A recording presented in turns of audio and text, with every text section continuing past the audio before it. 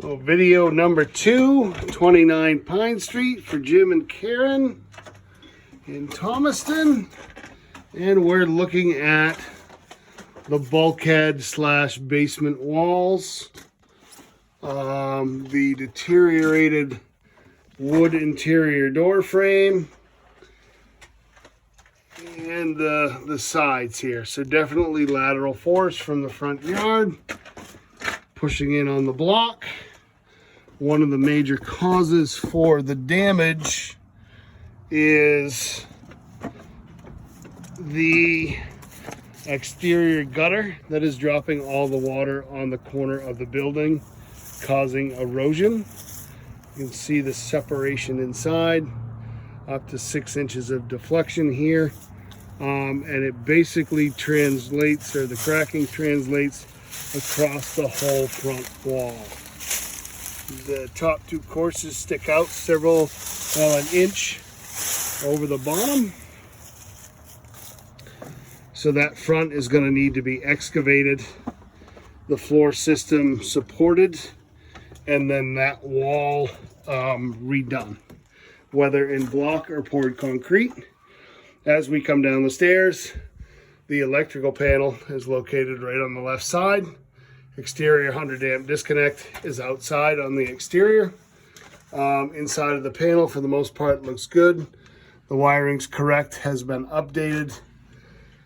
You can see there's been some guests hanging out in the panel at some point, and some condensation from the basement. This does not look like exterior moisture coming down the service entrance cable. So this would be water or condensation that's turned to rust on the inside. The furnace located right here in the front of the basement. You know, some covers missing. Service records. Yeah, last one I see is 03. And then older panel with a light leak at the fuel shutoff. Unit runs very well, heats up this small space incredibly quickly. Cold air return, some temporary posts in here, and then the oil tank. Oil tank is quite aged, heavily rusted, and has some small weeping at the discharge tube and at the bottom side of the tank. So I'm going to recommend the tank for, at minimum, further evaluation by an HVAC technician, and possible replacement, which is the most likely outcome for this tank. Main water shutoff or entry comes in front left corner of the basement. There is heat tape present. Insulation could certainly be added down here at the exterior box joist. Foam board could also be placed on the wall to help heat down here. You can see that up in the box joist, as we come around that front left corner, there's some rot and water damage up by the front entry. And you'll see these little small pinholes, which may possibly be powder post beetles. So that damage is common in this area. And basically, I would want to have an exterminator in here take a look at this when he's referencing or taking a look at the carpenter ants that we found. Does not seem to be through the whole home, and it's hard to give a definitive time frame of when those insects were present. You can see the old flooring and then the subfloor up above. Sorry for the poor camera skills. But everything up underneath is solid. This is rosin paper, subfloor, first floor. As we move back down around, as we move back down around, there's the plumbing for the toilet, comes down right here. I did not see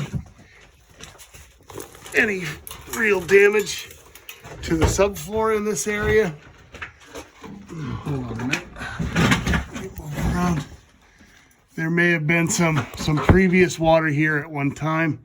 I don't see it now. You see a little bit of the staining and some of the mold growth on the bottom of the boards. The black ABS piping that you see above is the shower drain. It goes up and above the wall and into the crawl space bay where we can't see it enter the shower. But from what I can tell, there is no visible plumbing trap, so that would need to be installed. Again, top of the tank. Moving back, we see the chimney. See if we can get a good look in. Clean out's full, but we have good pictures of down the flue to show you that we'll be sending along. We'll be sending many, many photos that we took on site today. Water heaters, 2011. Internal floor drain. Something else to mention too is that your water meter is up in the kitchen. So from the point of entry up, you have many places where you could get free water, if you will. Again, there's no insulation in the exterior box joist. And we are basically in the area of the basement on, Knox Ridge, where we saw the carpenter ants one floor above. I do not see any damage from them down here.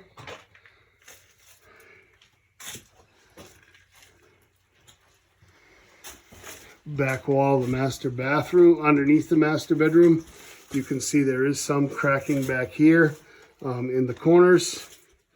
The foundation, both sides. Again, lateral movement from the exterior. I would want to have those joints repointed. Here's the open window to the crawl space. As we get closer, we can look out the vent, which is a direct shot outside, and then the front corner where I showed you some rod on our video call. In the back, this would be the area under the bathroom. Very minimal insulation up above, and one concern that I would have with the pink insulation up there is water intrusion, saturation, and eventually dry rot. So I would recommend that that area is converted to spray foam, closed cell only, and then the back side of the tank, and then a quick shot of kind of the whole basement.